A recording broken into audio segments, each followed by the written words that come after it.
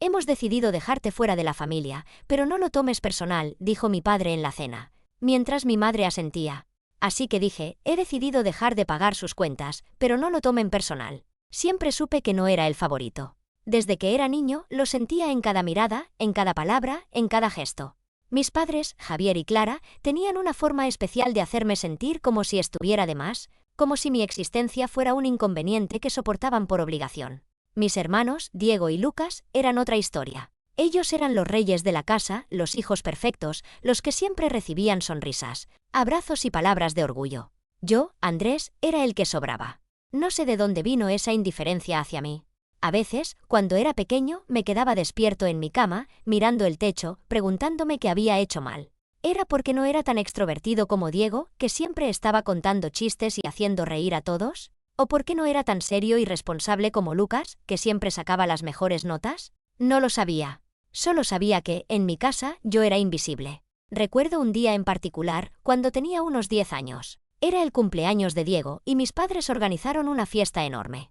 La casa estaba llena de globos, música y comida. Todos los primos y vecinos vinieron a celebrarlo. Diego estaba en el centro, sonriendo, abriendo regalos caros que mis padres le habían comprado. Un videojuego nuevo, ropa de marca, incluso una bicicleta reluciente. Yo, sentado en una esquina, miraba cómo todos lo felicitaban. Cuando llegó mi cumpleaños, una semana después, no hubo fiesta.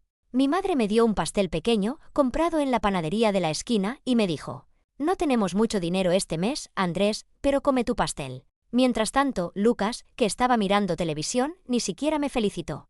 Mi padre, Javier, solo gruñó un feliz cumpleaños antes de irse a dormir. Ese día entendí que, para ellos, yo no valía lo mismo.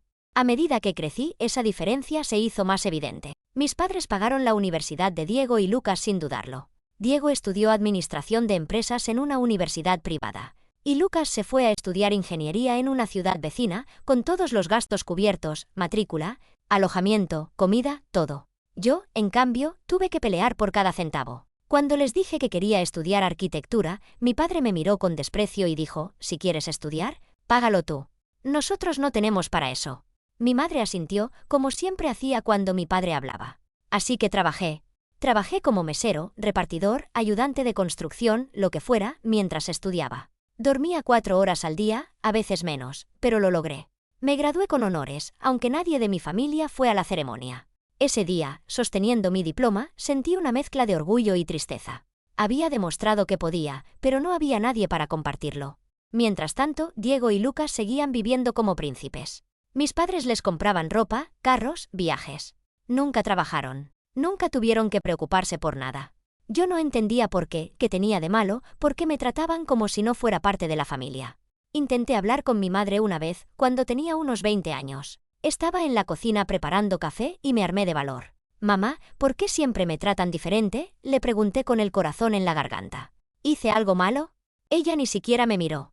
Siguió lavando los platos y respondió con voz fría: «No es que te tratemos diferente, Andrés. Es que tus hermanos son especiales. Tú eres más independiente. Siempre lo has sido». Independiente. No era independencia, era abandono. Pero no dije nada más. Bajé la mirada y me fui a mi cuarto. Ese día decidí que no iba a seguir buscando su aprobación. Iba a salir adelante, no para ellos, sino para mí. Después de graduarme, conseguí un trabajo en una inmobiliaria pequeña. No era gran cosa, pero me gustaba. Me fascinaba ayudar a las personas a encontrar un hogar, un lugar donde pudieran sentirse seguros y felices, algo que, irónicamente, yo nunca había tenido. Trabajé duro. Aprendí todo lo que pude sobre el mercado, sobre negociar, sobre cerrar tratos. Con el tiempo, me convertí en uno de los mejores asesores inmobiliarios del país. Mis clientes me recomendaban, las ventas se dispararon y empecé a ganar dinero, mucho dinero. Cuando mis padres se enteraron de mi éxito, todo cambió. De repente, ya no era el hijo invisible. Un día, mi padre me llamó por teléfono. Su voz, que normalmente era seca y cortante, sonaba casi amable. «Andrés, hijo, ¿cómo estás?», dijo. Yo casi dejo caer el teléfono. Nunca me había llamado hijo con ese tono. «Oímos que te está yendo muy bien. ¿Por qué no vienes a casa? Podemos hablar, estar en familia». Me quedé en silencio. En familia. Ahora sí querían ser una familia, pero una parte de mí, esa parte que aún anhelaba sentir el calor de un hogar, dijo que sí. Acepté volver a vivir con ellos en la casa donde crecí. Mis padres me prometieron que las cosas serían diferentes, que me tratarían como a uno más. Y yo, ingenuo, les creí. Al principio, parecía que cumplían su palabra. Mi madre me sonreía más.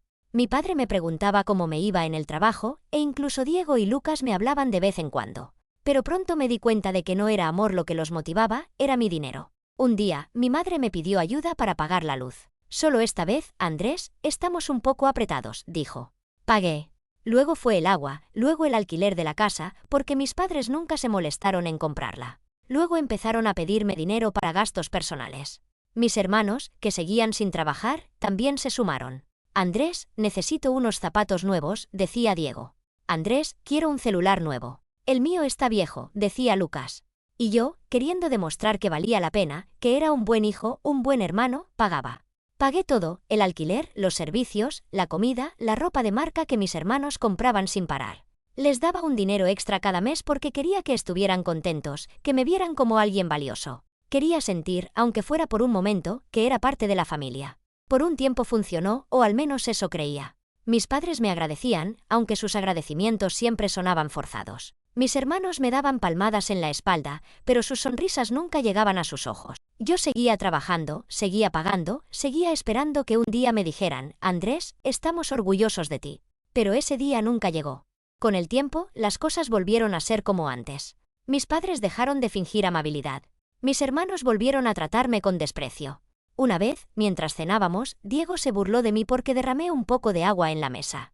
Mira, el gran Andrés, el exitoso, no puede ni sostener un vaso, dijo. Y todos rieron, incluso mi madre. Mi padre solo me miró y negó con la cabeza, como si yo fuera una decepción. Empezaron a exigir más. El dinero que les daba no les alcanzaba, según ellos. Andrés, esto no es suficiente, decía mi madre, agitando el fajo de billetes que le había dado. Necesitamos más para vivir bien. Mis hermanos gastaban sin control ropa de marca, salidas a restaurantes caros, viajes que yo pagaba.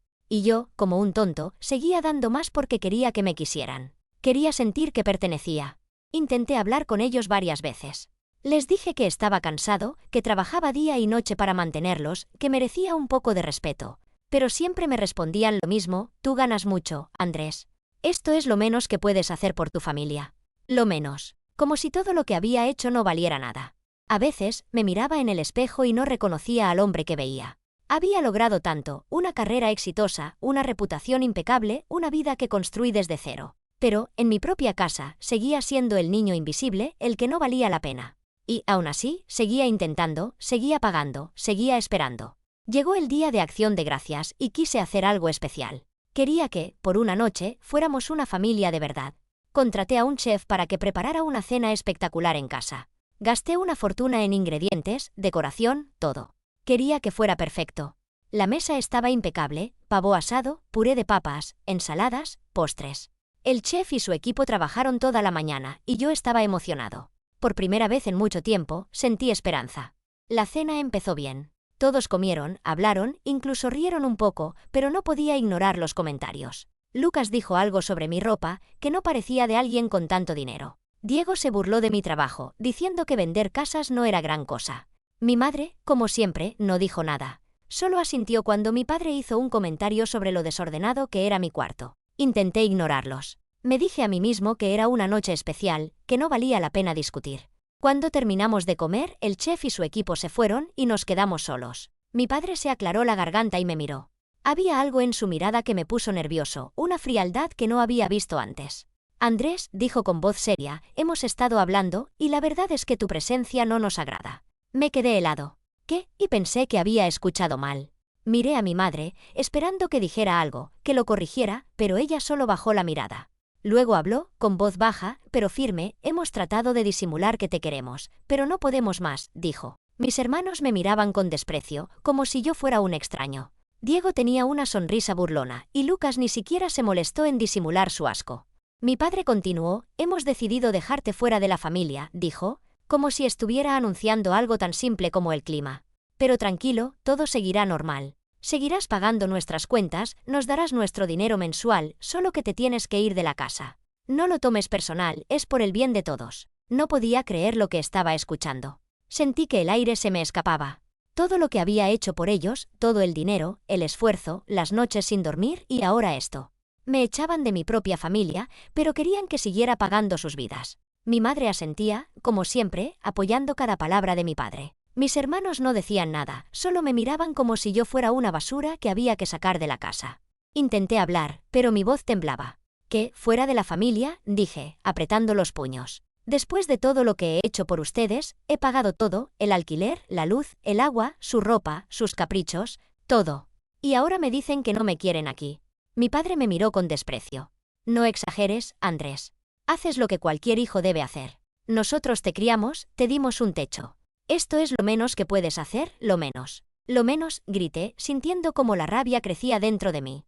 Me he matado trabajando para mantenerlos. He dado todo por esta familia, y ustedes me tratan como si no valiera nada. Mi madre intervino, con esa voz fría que siempre usaba conmigo: tus hermanos son diferentes, Andrés. Ellos son nuestro orgullo. Tú eres trabajador, pero no eres como ellos. Esas palabras me rompieron. No sé cómo explicarlo, pero fue como si algo dentro de mí se apagara. Miré a mis hermanos, que se reían por lo bajo, como si esto fuera un chiste. Y entonces, de alguna parte de mí, de un lugar que no sabía que existía, salió una fuerza que nunca había sentido. ¿Saben qué?, dije, levantándome de la mesa. Acabo de tomar una decisión.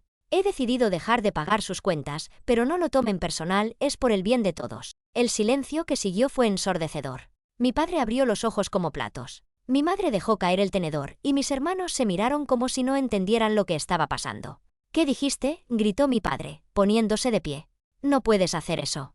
Nosotros te criamos. Tú tienes la obligación de mantenernos. ¿Obligación?, respondí, sintiendo que la rabia me daba valor. ¿Y dónde estaba su obligación de tratarme como hijo? ¿Dónde estaba su orgullo cuando me gradué? ¿Cuando trabajé día y noche para salir adelante? No, ustedes solo me quieren por mi dinero. Pues se acabó. No recibirán ni un centavo más. Que Diego y Lucas, sus hijos favoritos, trabajen y los mantengan. Me di la vuelta y caminé hacia la puerta. Mi padre me gritó que no era justo, que no podía hacerles eso. Mi madre empezó a decir algo sobre cómo necesitaba el dinero para sus medicinas. Mis hermanos, por primera vez, parecían preocupados, pero no me detuve. Agarré mi chaqueta y salí de la casa, con el corazón latiendo tan fuerte que pensé que se me iba a salir del pecho. Esa noche me quedé en un hotel. No podía pensar con claridad, pero sabía que no podía volver. Mientras estaba en la habitación, saqué mi celular y cancelé todos los pagos automáticos, el alquiler, la luz, el agua, el dinero mensual que les enviaba, todo. Sentí un nudo en el estómago, pero también una extraña sensación de alivio. Por primera vez en mucho tiempo, sentí que estaba tomando el control de mi vida. A la mañana siguiente, empecé a buscar un departamento. Encontré uno grande, bonito, con una vista increíble de la ciudad. Era todo lo que siempre había querido. Firmé el contrato esa misma semana y me mudé. Por primera vez, tenía un lugar que era mío, solo mío. No había nadie para juzgarme, nadie para hacerme sentir menos. Seguí con mi trabajo, cerrando tratos, ayudando a familias a encontrar sus hogares. Cada día me sentía más fuerte, más libre. Pero no todo fue fácil. 2 semanas después, mi teléfono empezó a sonar. Era mi madre. Dudé antes de contestar. Una parte de mí quería ignorar la llamada, pero otra, esa parte que aún guardaba un eco del niño que solo quería ser amado, me hizo deslizar el dedo por la pantalla. Andrés, la voz de mi madre sonaba temblorosa, casi suplicante. Por favor, necesitamos hablar. ¿Qué pasa, mamá?, respondí, manteniendo mi tono neutro.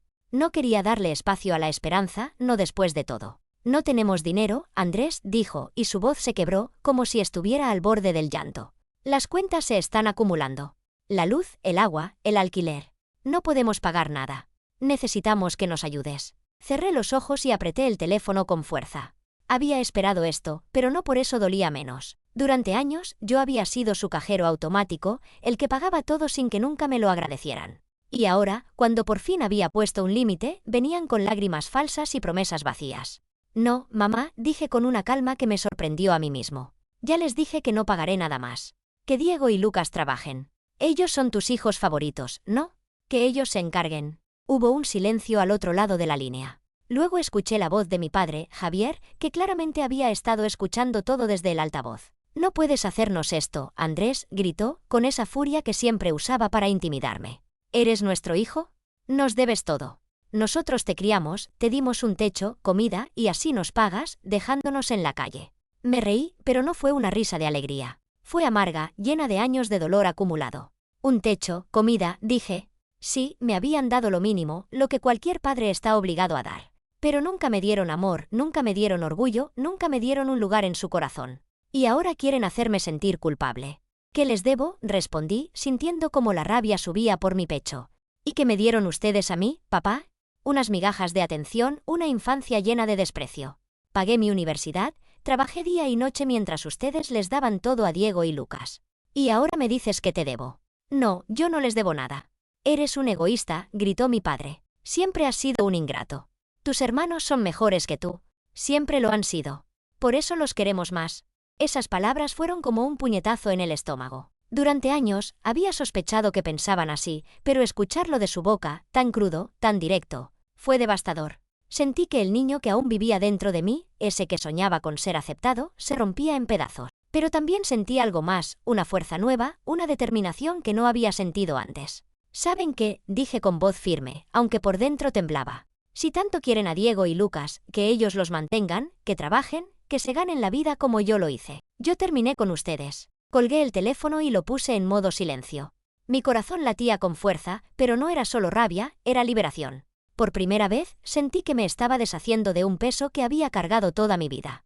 Me acerqué al ventanal de mi departamento y miré la ciudad.